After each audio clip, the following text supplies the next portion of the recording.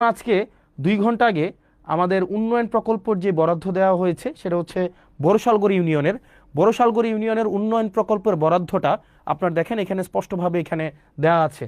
যেমন বড়শালগড় ইউনিয়নে, ইসুফপুর ইউনিয়নে এবং পাশে কিন্তু কয় টাকা এটাও কিন্তু দেয়া আছে। যেমন বড়শালগড় ইব্রাহিম বাড়ির মাস্টার বাড়ি হতে ননী প্রফেসরের বাড়ির রাস্তা, এখানে একটা কালভার্ট নির্মাণের জন্য 2 লক্ষ টাকা বরাদ্দ দেওয়া হয়েছে। এখানে প্রত্যেকটা জিনিস আপনারা যথাযথভাবে পেয়ে যাবেন, যথাযথভাবে এই জবাবদিহিতা পেয়েছে।